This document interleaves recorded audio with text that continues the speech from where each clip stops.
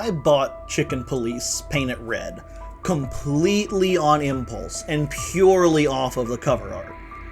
It looked like a gritty noir mystery, but where every character is a human with an animal head. And as it turns out, that's exactly what it is. And it's a freaking masterpiece. I expected a stupid meme game, but this is legitimately an amazing mystery story.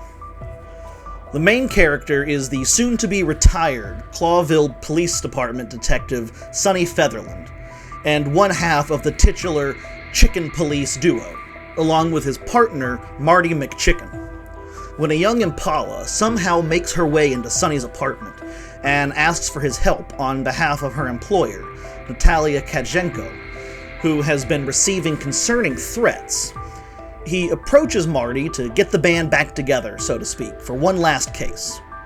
Little does he know that what seems at first to be a simple harassment issue will turn into a conspiracy large enough to turn the power structure of the city-state of Clawville on its head. Aside from the fact that every character has the head of an animal on an otherwise human body, and the subsequent animal puns, this is a completely serious and legitimately fantastically written noir mystery. The whole game is in black and white, except for Natalia's green eyes. That's how you know she's the center character of the story. And the red blood, hence the title. There's also an option to turn on a film grain filter to give it that authentic 1950s noir look. It's kinda like Ace Attorney as far as gameplay goes, in that it could principally be described as a visual novel, but there are a lot of little interactive moments. You pick locations to investigate, you pick who to talk to, there are specific questions you can ask during interrogations that will determine how well that interrogation goes. And you have to put pieces of the puzzle together on a corkboard at a few different points in the game. There are also some timed mini-game sort of segments. It's got enough variety to break up the potential monotony of a primarily text-driven game, although it is 100% fully voice-acted, and it's voice-acted very well. The writing is also just brilliant, and really captures that noir feel. It was New Year's Eve, and I was driving, half drunk, risking my whole life's work, but still, it didn't feel any different.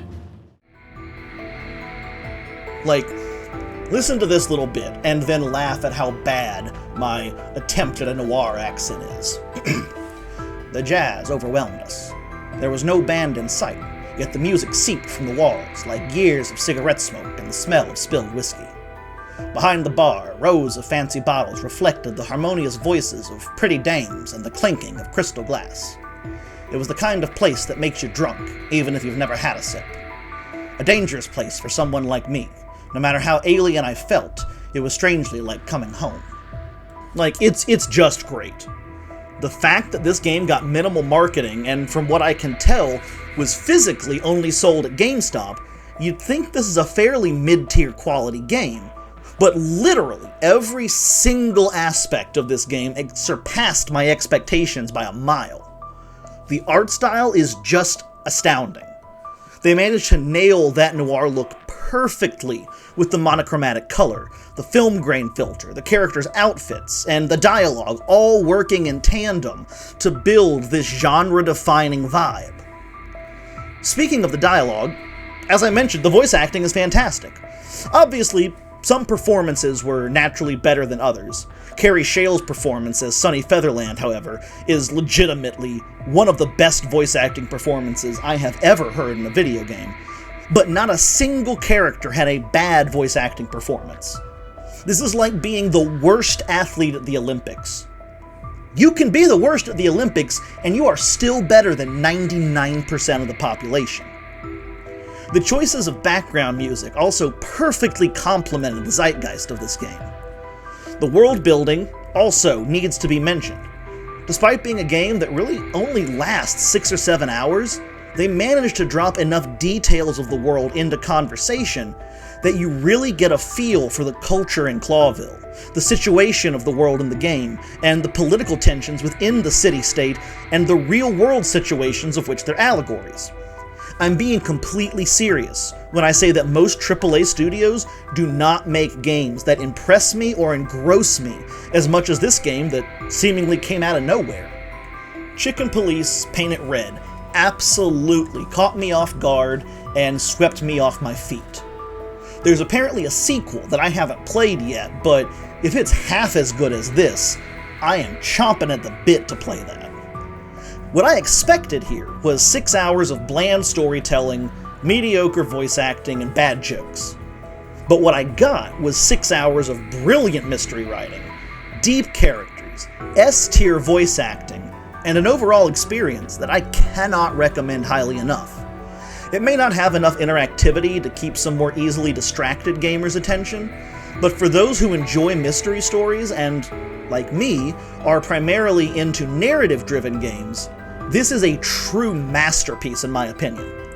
There are some optional side bits to discover and add to the codex that fills in some additional information about the world and the characters, and some collectibles to find, and a few different dialogue bits that play out differently depending on how you conduct your interrogations.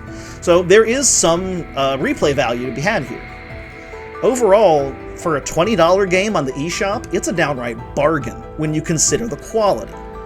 I cannot sing this game's praises highly enough, and I can guarantee this will end up being one of those games with a cult following that not nearly enough people have played, but those who have played it never shut the hell up about it.